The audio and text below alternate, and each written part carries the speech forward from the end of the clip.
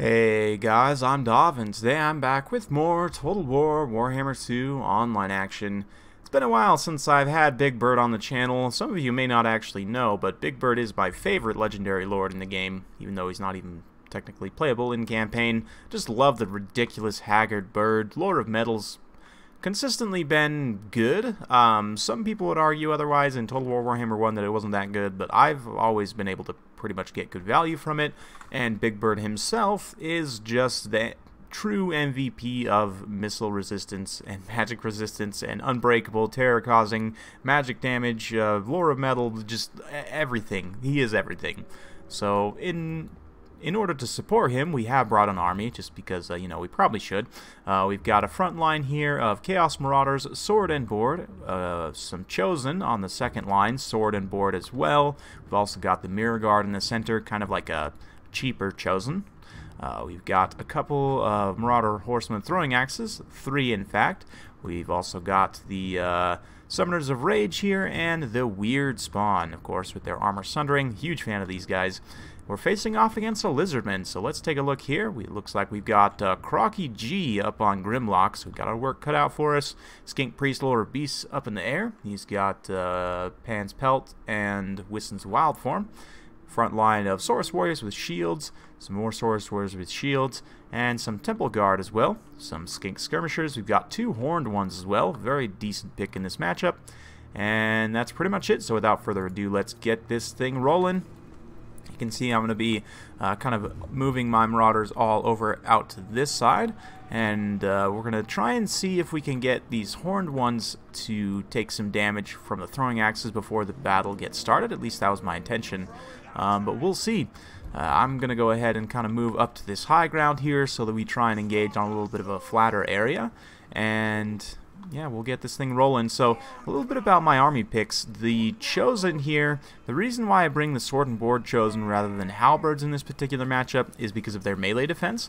These guys have got 60 melee defense, not to mention they're cheaper than the Halberds as well. They still have very good weapon strength with 12 armor-piercing damage and 32 non-AP damage for 44 total.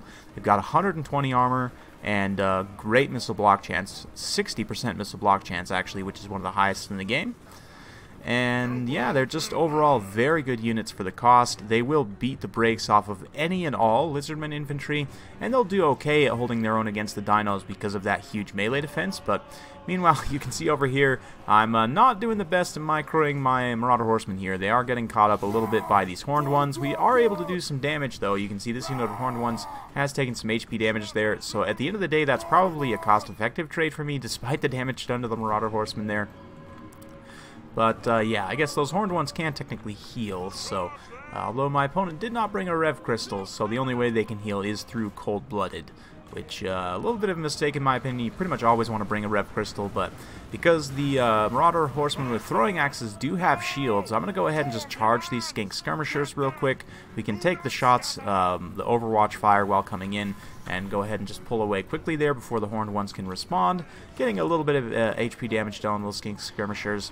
Meanwhile, over on this side, we've got this other unit of Marauder Horsemen moving up to start chucking some axes at those Horned ones, and the infantry line slowly moving up again, just very patiently picking away in this skirmish phase while these Chosen and Marauders just slowly advance. And we're going to get the main line engagement underway shortly. Not before we try and get a hold of these Skink Skirmishers, though. So I've got these 2 units of Marauder Horsemen with throwing axes, and these Horned ones can't react to both of them at the same time. They choose not to react to this one at all and just let those Skink Skirmishers get charged. Now turning around a little bit late there. And then, yeah, the Marauder Horsemen will get caught up a bit here, but again, as we pull away there, we should be able to get some throwing axes. I'm not actually sure. These guys may rout off, but we do have another unit on station providing some fire. Meanwhile, looks like Whiston's Wild Form going on those Saurus Warriors in the front line. As they charge in against these Mirror Guard, we'll watch these guys as they clash in the front line here. And a classic matchup of Chaos against the Lizardmen. Krokar is going to come in here, and thankfully the Mirror Guard are immune to Psychology. Big Bird just drops a quick line break charge over here. Krokar is going to go after him, obviously, which is clearly the right target. But we do have these Summoners of Rage on station. The Horned ones also come in, so the escalation is definitely occurring here as the Horned ones charge in on those Chosen, and the Summoners of Rage going to follow up and push the Horned ones back. Krokar also sort of falling back, as does the Big Bird here, so kind of a little bit of a de-escalation there, but the Weird Spawn coming in here is getting a great charge, getting their armor sundering in on these Saurus here, who take a ton of damage and start to enrage there. The Chosen also on their flank, doing a ton of damage. And yeah, the Summoners of Rage, though, a little bit of a bad situation here, get caught out by the Horned Ones and Krokar. This is a little bit more than they can handle, and there's another unit of Horned Ones coming in over here.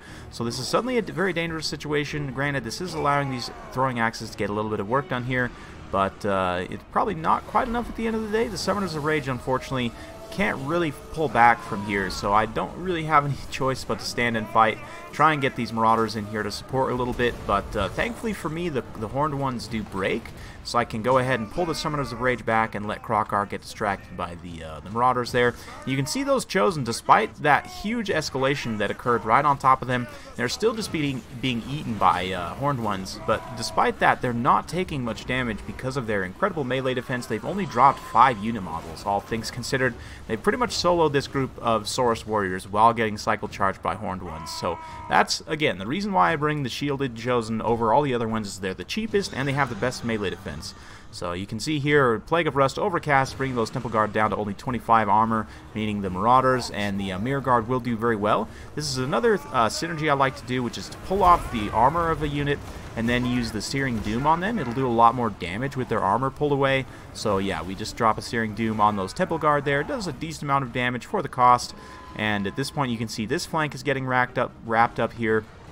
The Terror is becoming an issue for a lot of the Lizardmen units, and Krokar is trying to wrap up this flank, but again, the Chosen with their great melee defense still just anchoring here, despite everything. You know, Krokar, the Horned Ones, still just fighting here, more Saurus warriors piling in, and these Chosen just holding out like absolute champions.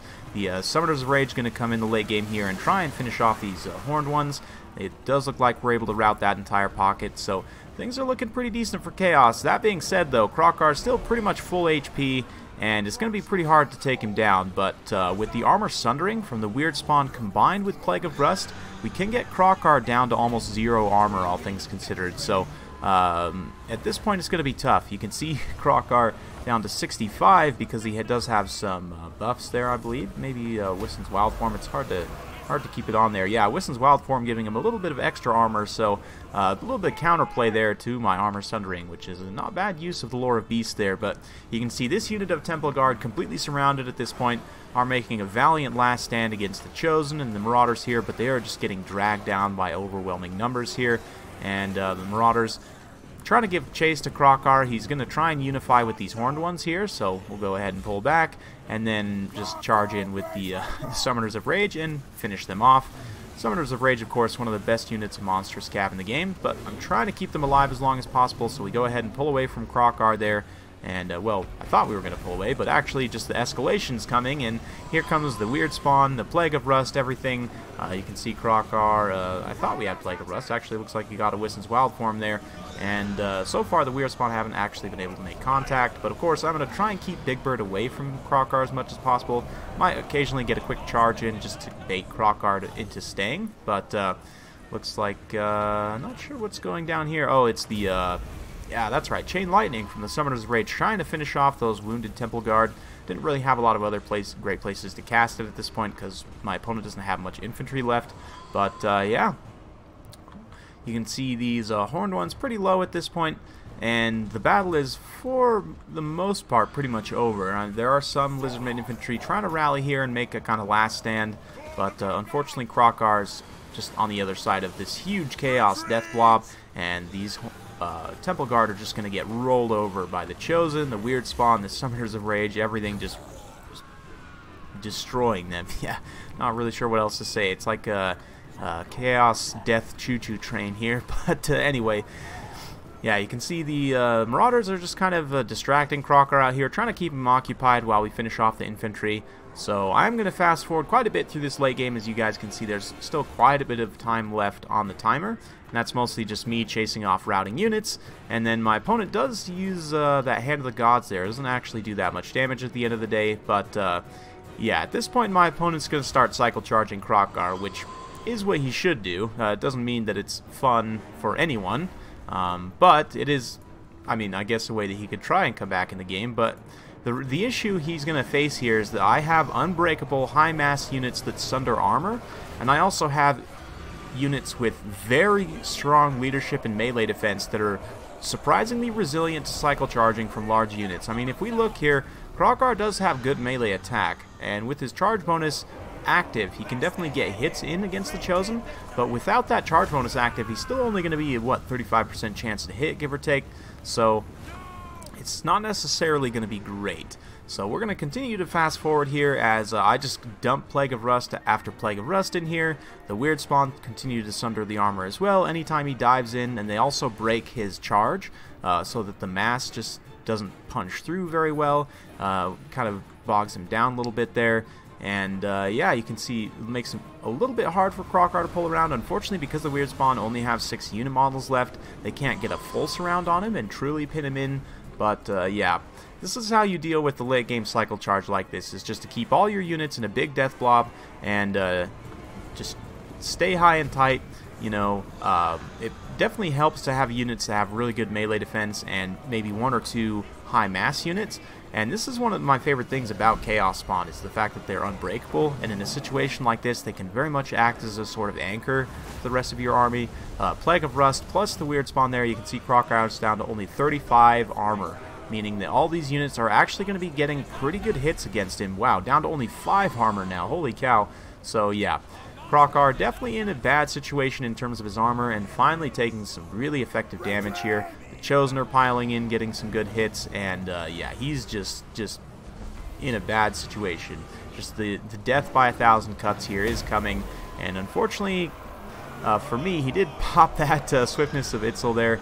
He's just about to catch Big Bird. He's been just continuously force pathing after Big Bird, trying to finish him off to see if he can come back on a leadership victory, and probably going to finish him off here. I mean, Big Bird's only got 88 HP left, so can he get away? Let's see. The THICC-Spawn come in and block up Krokar's charge here so that he can't get through, so Big Bird lives to fight at least a few more seconds here. So Krokar may rout off here. It looks like his leadership is kind of teetering on the edge, but the Skink Chief actually comes down and just like pecks out Big Bird's eyes. He falls over, but that's not going to be enough to save the Lizardmen at this point. I mean, Krokar's also routing off here, so we're going to go ahead and chase him off the side of the map, and with him gone, the Skink Chief is also going to give up the fight. So yeah, a little bit of a long, boring ending there, but still, well played to my opponent. Hope you guys enjoyed watching that one. Just another reason why I'm such a fan of the Sword and Board Chosen. Just their excellent melee defense, the fact that they're cheaper, and especially with the armor sundering that you can get from Chaos. I mean, this build in particular, with the Plague of Rust and the Weird Spawn kind of synergizing, you really don't necessarily need the armor piercing damage in melee. Of course, the armor piercing with the throwing axes, they also have shields, so there's definitely a benefit to both, even against a faction like the Wood Elves, where you may not necessarily always need the armor piercing, although certainly against tree type units it's useful. The shields on the Marauders with throwing axes are very, very nice to have.